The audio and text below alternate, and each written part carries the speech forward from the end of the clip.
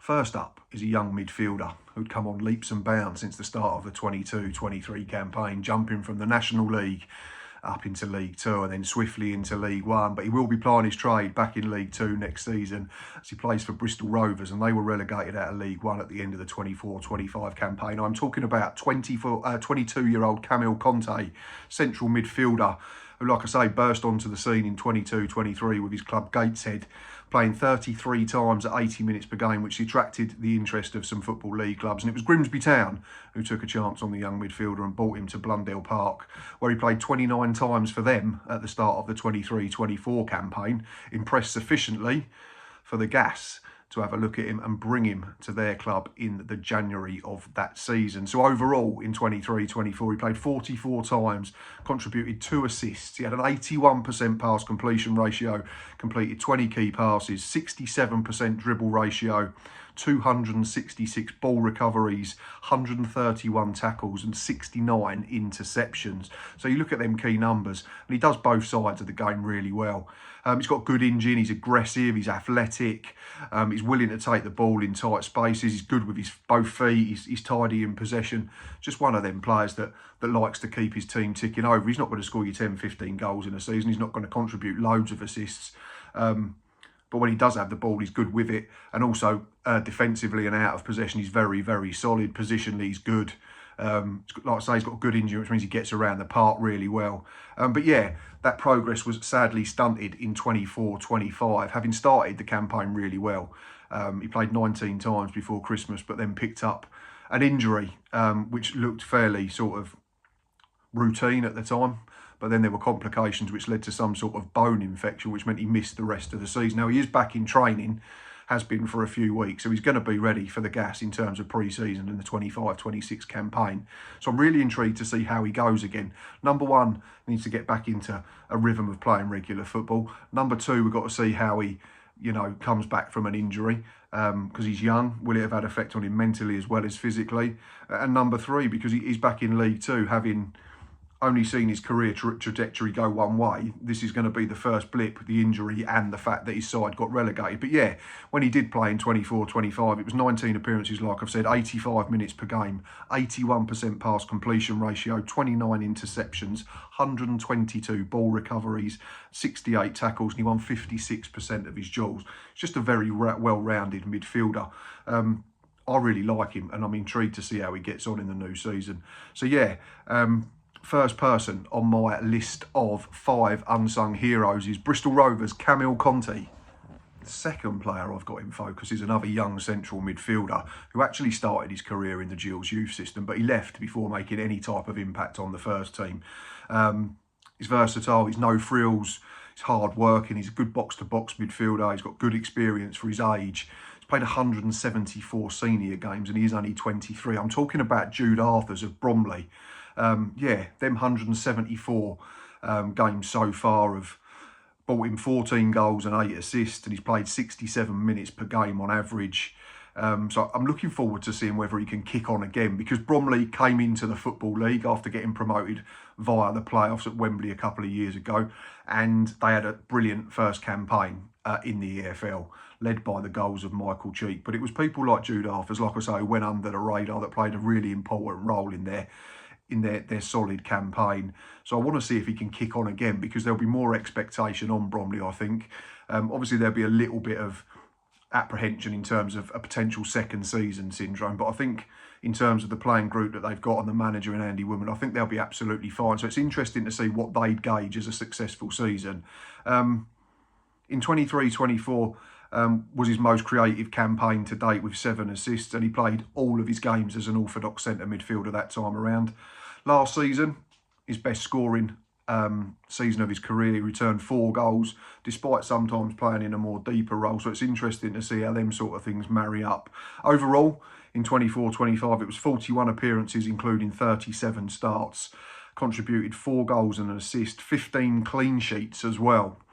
And all good sides are built with a solid base, aren't they? And that's why Bromley had a campaign where they were never in any danger of going down. And for a while, there was probably small talk about the playoffs, although they did fall away. 77 minutes per game, 69% passing ratio for Arthurs, 66 tackles, 127 ball recoveries, 57 clearances. And yeah, no errors leading to either a shot or a goal against, which is a really good one. Like I say, he's just a very, very good centre midfielder. If you pick out a load of traits that you want of someone to play in that position, I think Jude Arthurs has got them all, and he is still young enough to learn. So it's going to be interesting to see how high his ceiling potentially is.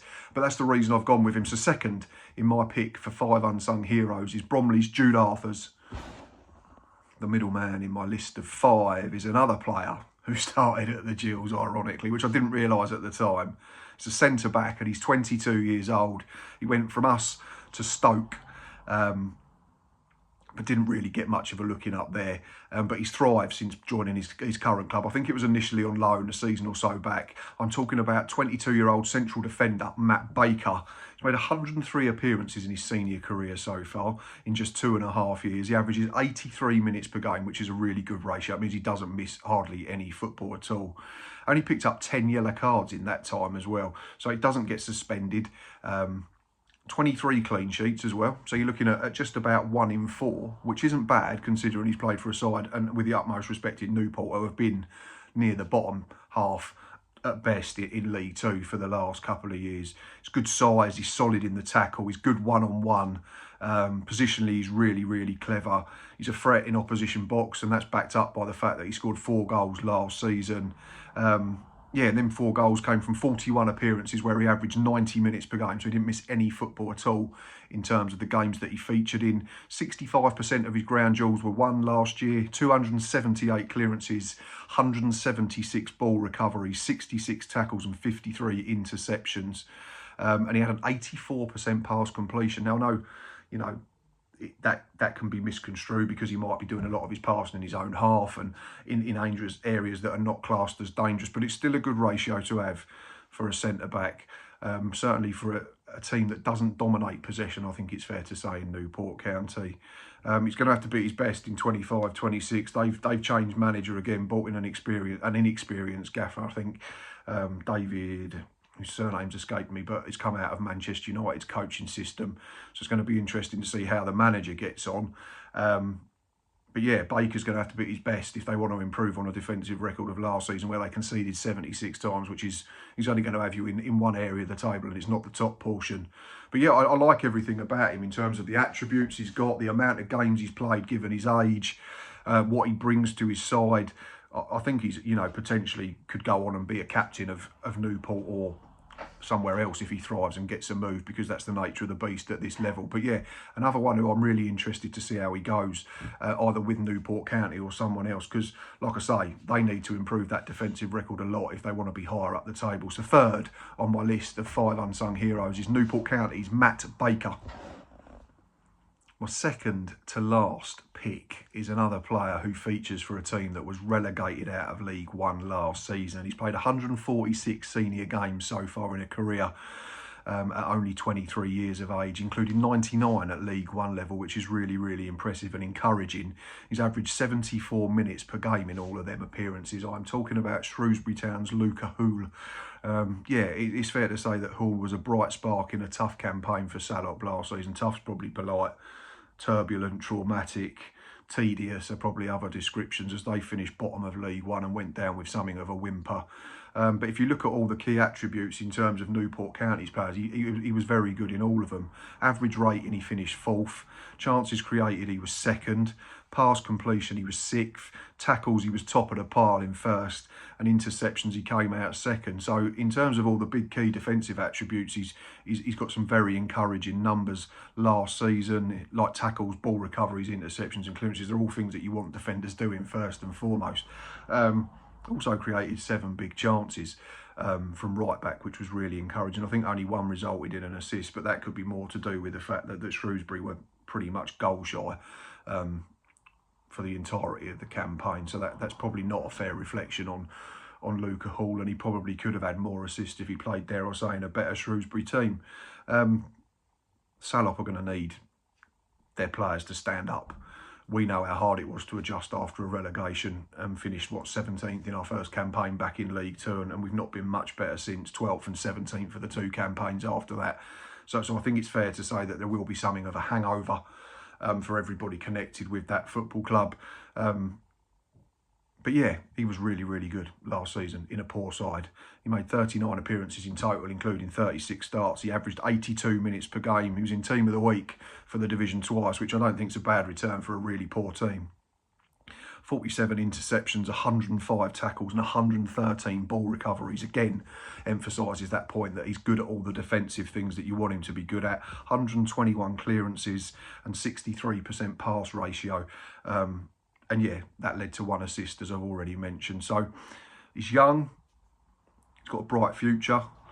Whether that ends up being at Shrewsbury remains to be seen. Someone might come in and buy him between now and the end of the transfer window. But looking at what he did last season in a side that he played in, I'm really intrigued to see how he gets on in 25-26, because I'm sure Shrewsbury, despite their problems, will be wanting to try and bounce back at the first attempt. So if he's playing in a better side that remembers how to win and finds some consistent good form, he might continue to thrive a little bit more. So that's the reason I've put him in. So my penultimate pick is Luca Houle of Shrewsbury Town. My final selection features a player that played for a club who probably should be plying their trade in League One now. They were absolutely brilliant for the first 5 months of the season, and they topped the table by no less than 12 points at one stage. They looked an absolute shoo-in for the title, not just promotion, but an absolute collapse in the second half of the campaign saw them miss out via the playoffs. I'm talking about Walsall's Jamie Gills. He's 24 years old and he's a central midfielder.